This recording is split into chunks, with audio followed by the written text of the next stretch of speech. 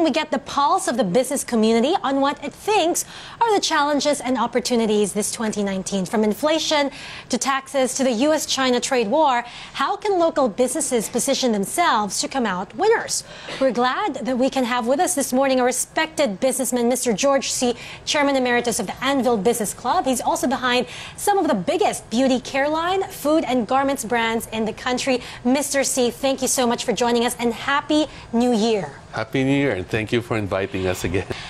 How has inflation affected business or eat up into your margins last year?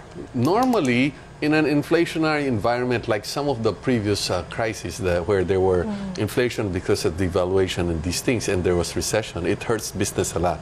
But this time we had inflation going into a strong consumer and income environment. That means people had a tax cut. The average person had a tax cut on the rank and file basis, and businesses had a stronger business. So actually it had very little effect on business and consumption. What we're saying, we'd like to say, is that people should take advantage of this period not only to increase their business and income and consume and enjoy life, they should capitalize and build on the fundamentals, both on the personal level and on the government and business level. Take advantage of this period of time of robust growth to build stronger logistics, more efficiency, use of technology, instead of just enjoying yourself. So I just wanted to go into details of the inflation, because inflation numbers are coming out this morning.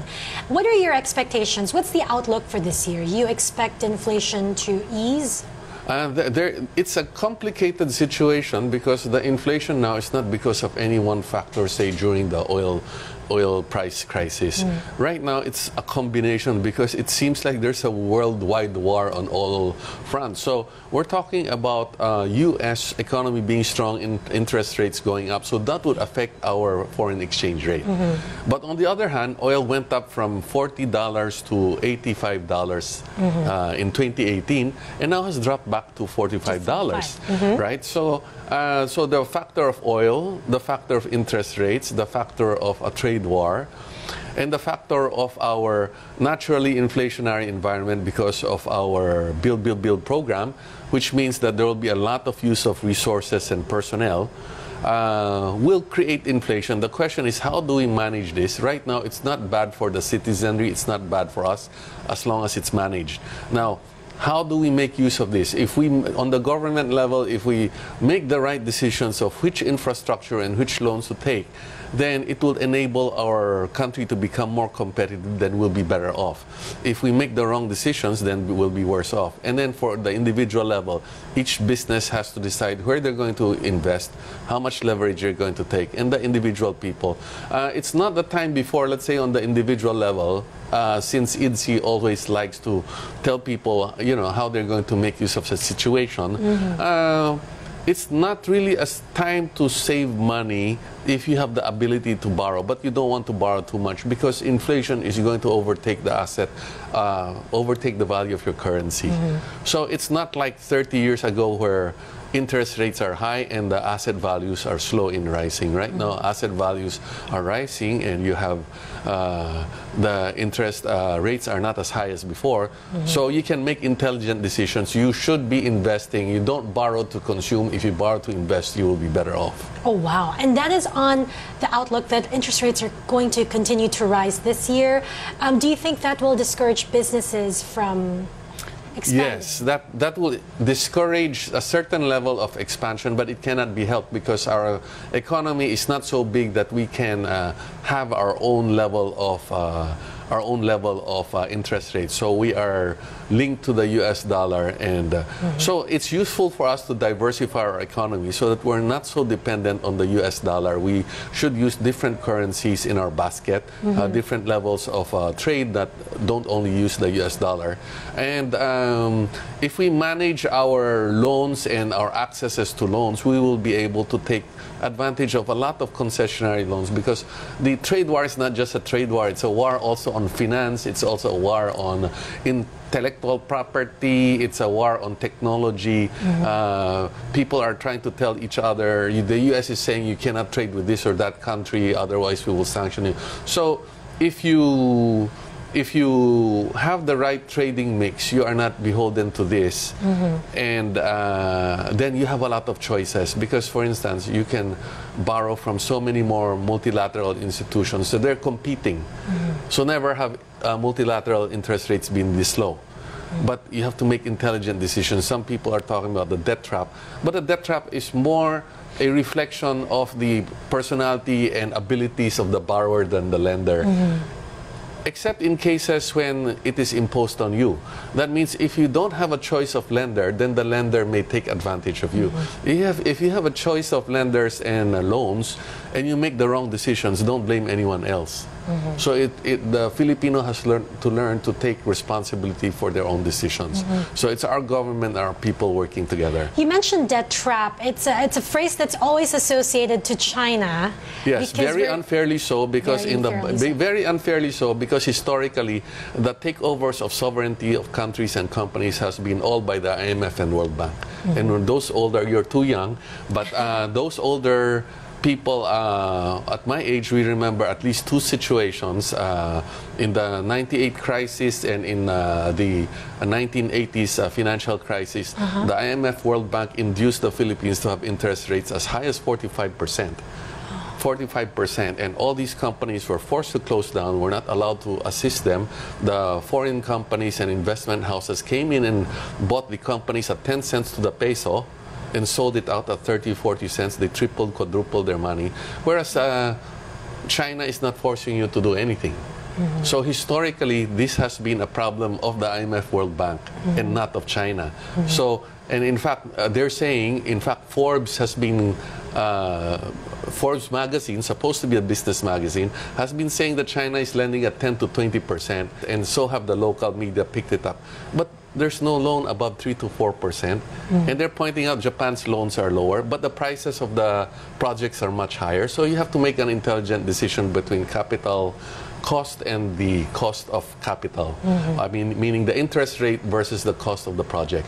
Speaking of China, China is now locked in a trade war with the U.S. We always say, at least in the stock exchange, that heightened tensions between the two economic superpowers are rocking investor sentiment.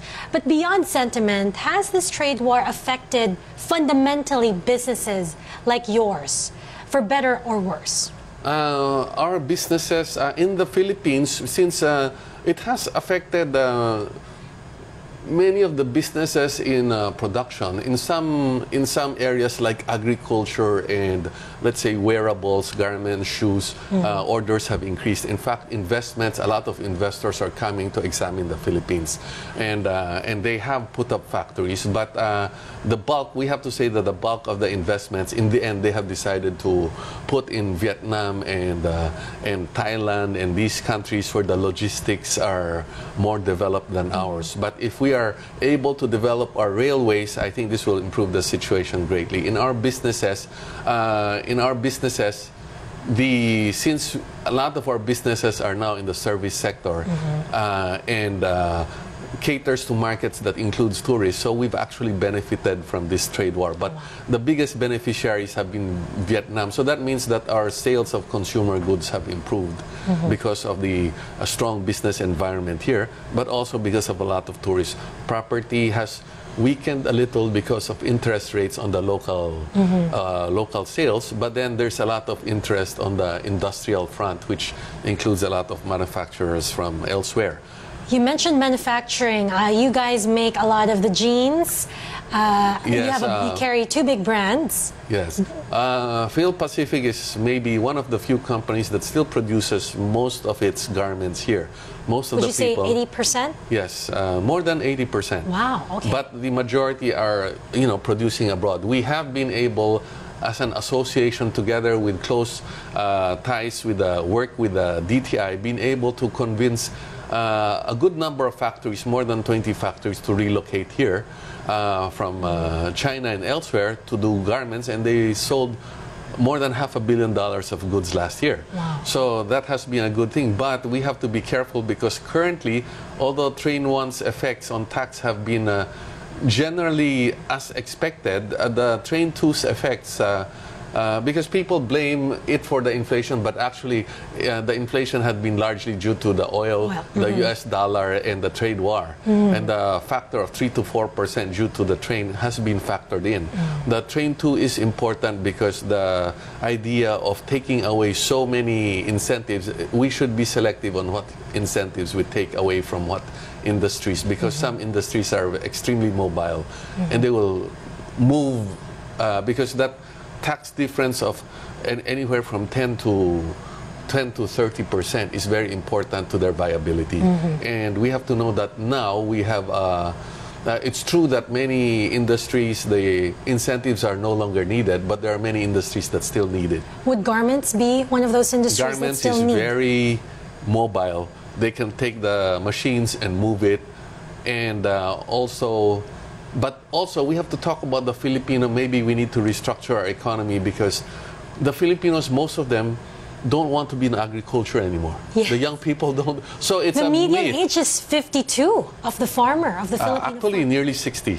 Oh, wow. Nearly 60. So this idea that if we do more land reform, we will have more agriculture. No, we need better technology and better seeds and practices. More farmers, more land reform will not give us better yield.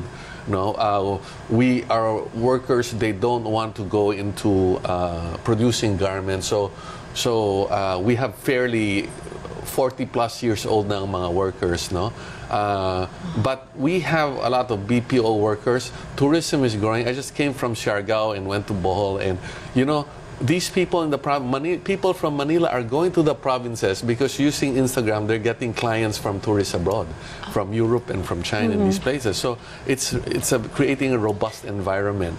No, we have to have more of these. But the problem is the Filipino family, we have to do cultural re-engineering because there's a tendency that if there's one productive member, a nurse, a BPO worker, an OFW, the rest of the family doesn't work. So our employment level is very high, but we lack the workers who have competence.